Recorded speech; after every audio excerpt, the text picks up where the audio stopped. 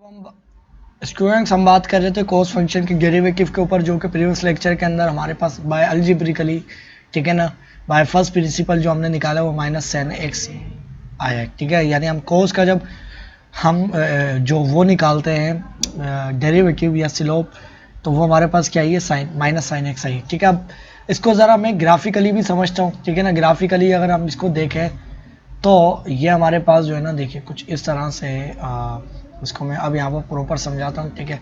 तो हमारे पास जो कोस होता है 0 डिग्री पर, अगर मैं आपको यहाँ पर शो करवाऊँ, अगर हमारे पास जो कोस जो है यूनिक सर्कल से अगर मैं आपको दिखाऊँ, तो हमारे पास कोस की 0 डिग्री पर क्या होती है वैल्यू 1, ठीक है।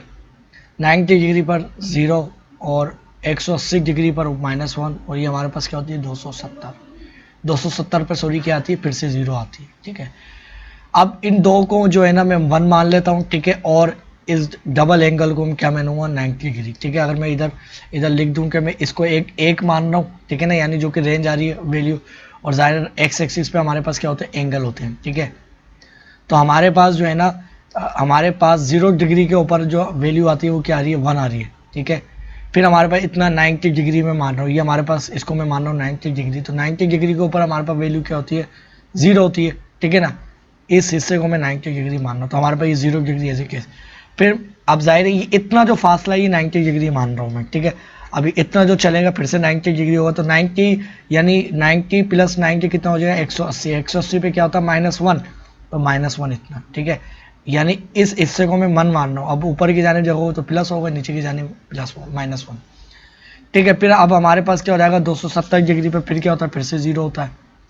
फिर हमारे पास 90 डिग्री और चलेंगे, यानी 360 डिग्री हो जाएगा, फिर क्या होता है, फिर +1 होता है। ग्राफ क्या बन रहा है, तो ग्राफ हमारे पास इस एक्चुअली जो बन रहा है ना, अगर मैं यहाँ पर प्रॉपर शेप में बनाऊँ, ठीक है, ये इस तरह से और ये इस तरह से बन रहा है, ठीक है ना। ये थोड़ा सा मुझसे कर्व सा बनता है, ठीक है ना, मुझसे बन नहीं रहा है, थोड़ा सा ये बैंडिक फॉर्म में बनना है, थोड़ा स्ट्रेट बनना है थोड़ा सा, ठीक है ना। अब इसको मान ही गया ऐसा कि ये ऐसा ही, ठीक है ना। अब चैप्टर नंबर हमने जो क्लास 11 है उसके अंदर बहुत डिटेल से पढ़ा है, तो ये हमारे पास जो कर्व है ना वो इस तरह से बनता है, ठीक है, बल्कि ये इस तरह से ये हमारे पास कर्व बनता है। और अगर मैं यहाँ से भी दिखाऊं तो ये हमारे पास ऐसे होगा, ठीक है ना, ये ऐसे बनेगा कुछ इस तरह से, मुझसे अभी सही बन नहीं रहा है, ठीक है। तो ये इस तरह से बनता है बहरहाल, ठीक है ना, इन तरह से बनता है। ये सारा मैंने बहुत डिटेल से पढ़ा है, सही ना, मैं आपको बस समझाना चाह रहा हूँ। अब मैं cos 1 डिग्री के ऊपर इसका क्या लगता हूँ, cos 1 डिग्री के ऊपर cos जो है ना, मैं 1 डिग्री अगर वैल्यू डालता हूँ, इसकी टेंजेंट क्या आती है ज़रा उसकी बात कर, ठीक है ना।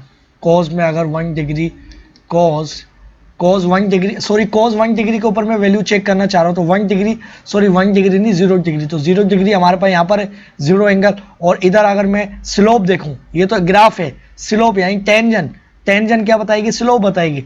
तो हमारे पास ये स्लोप ऐसे जा रही है, अब स्ट्रेट जा रही है, तो हमारे पास ये वाली जो स्लोप होती है क्या बताती है, ये आंसर हमारे पास क्या देती है, 1 देती है, ठीक है ना। एग्जैक्टली हमारे पास क्या है, 1 डिग्री पर मैंने देखा कि मेरे पास जो आंसर दे रही है वो क्या दे रही है, 1 दे रही है, 1 नहीं दे रही है, 0 दे रही है।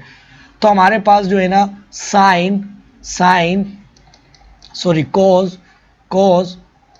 cos अगर मैं प्रॉपर यहाँ लिखूँ, cos 0 डिग्री के ऊपर मैंने डिफरेंशिएट किया विद रिस्पेक्ट टू x, तो मेरे पास आंसर जो आ रहा है वो क्या आ रहा है, वो मेरे पास आ रहा है, वो मेरे पास जो डेरिवेटिव आया है वो किसके बराबर आया है, वो हमारे पास आया है 0 के बराबर। डेरिवेटिव 0 के बराबर आया, अभी कोई फंक्शन नहीं है, सही ना, कोई फंक्शन नहीं है, सिर्फ 0 के बराबर आया है, ठीक है।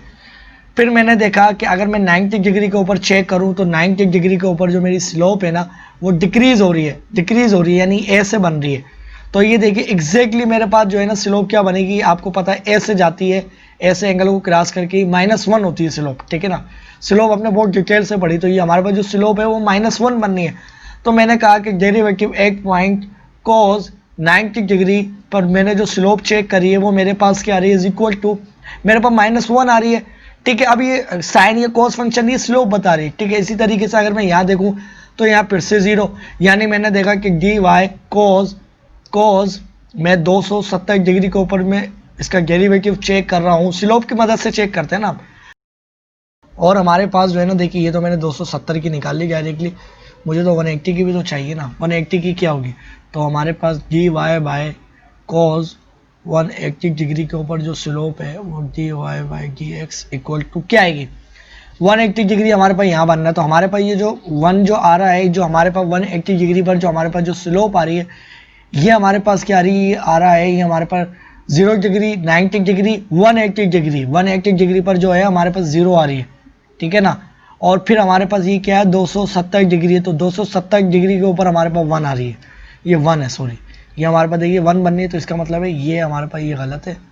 हमारे पास जो स्लोप बन रही है ना 270 डिग्री के ऊपर वो 1 बन रही है, ठीक है 1 बन रही है। और ये हमारे पास 360 डिग्री है, तो 360 डिग्री के ऊपर जो है ना ये फिर से हमारे पास ऐसे जाएगी नीचे होगी, तो इसका मतलब है ये स्लोप हमारे पास ये ऐसे बन रही है। तो 360 डिग्री पर जो हमारे पास जो स्लोप आ रही है वो कितनी आ रही है, 360 डिग्री के ऊपर अगर मैं देखूं कॉस फंक्शन की, कॉस 360 डिग्री डी, और इसको मैं डिफ्रेंशिएट करूंगा विद रिस्पेक्ट टू एक्स, ठीक है ना, यानी एंगल हमने एक्स एक्सिस की जानिब रखे हुए, ये मैं बता रहा हूँ, ठीक है। तो हमारे पास स्लोप क्या है, फिर से 0। अब जरा इस चीज़ को मैं, यानी हमारे पास जो कॉस फंक्शन था, ठीक है ना, उसके मैंने 90 180 इनके ऊपर जब डेरिवेटिव लिए तो हमारे पास सारी वैल्यू आ गई।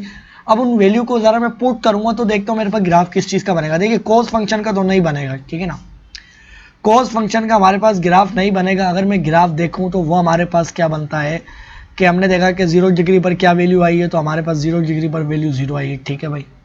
फिर हमने देखा कि हमारे पास 90 डिग्री पर क्या आई है, -1 आई है, तो ये हमारे पास ये 90 डिग्री यहाँ चले वैल्यू क्या आई है -1, तो -1 यहाँ पर है। फिर हमारे पास क्या है 180 डिग्री, तो 180 डिग्री पर हमारे पास क्या है फिर से 0।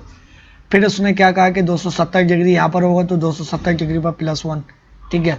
फिर हमने देखा कि 360 डिग्री पर फिर से हमारे पास क्या है 360 डिग्री, तो हमारे पास क्या है वैल्यू फिर से हमारे पास क्या है 360 डिग्री, यानी इधर मेरे पास ये क्या है ये 90 डिग्री है, ठीक है, ये मेरे पास 180 डिग्री है, ये मेरे पास 270 डिग्री है, ये मेरे पास क्या है 360 डिग्री है।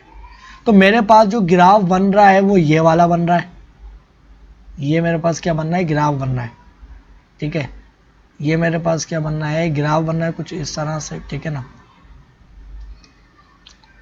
ये अगर मैं ग्राफ आपको शो करवाऊं ये मेरे पास कुछ इस तरह से बनना है, ठीक है।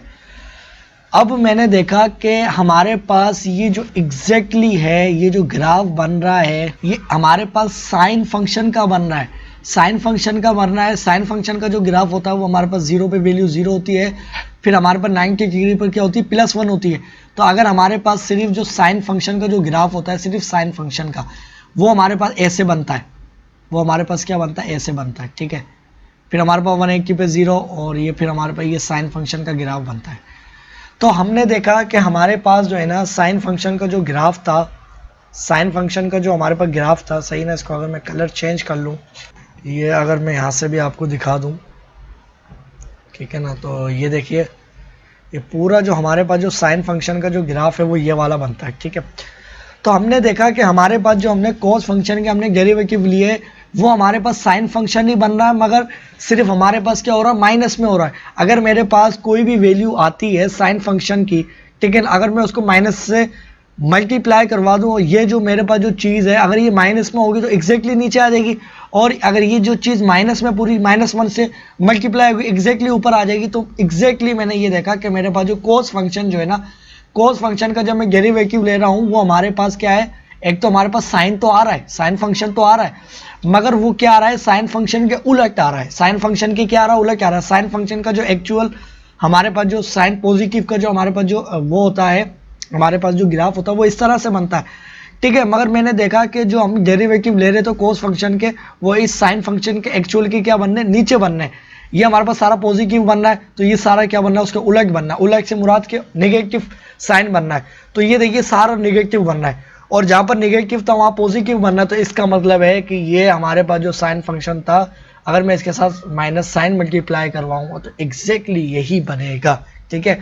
तो ये ग्राफ जो है हमने क्लास 11 के अंदर बहुत डिटेल से पढ़ा है, ठीक है। अगर आपको ये कंसेप्ट आपको मैं समझाना चाह रहा था ये इस तरह से होता है, ठीक है ना। बाकी कॉस फंक्शन का जो आपके पास जो ग्राफ होता है वो क्या होता है, डेरिवेटिव जो होता है वो क्या होता है माइनस साइन होता है, ठीक है, माइनस साइन एक्स, ठीक है, माइनस साइन एक्स। तो ये था इसका आंसर, ठीक है, और हमने इसको ग्राफिकली भी समझने की कोशिश करी, ठीक है ना। तो आपको बात समझ में आ गई होगी, ठीक है। तो अगर आप स्टूडेंट हैं तो सिर्फ ये आपके लिए काम आएगी ये वाली चीज़। अगर आप यानी अगर आपको वाकई में कंसेप्ट समझना है तो आप ये समझिए, ठीक है। और वैसे ही एक टीचर्स के लिए, ठीक है। तो आपको बात समझ में आ गई होगी। अब हम बात करेंगे इसके और ट्रिग्नोमेट्रिक फंक्शन के डेरिवेटिव के ऊपर।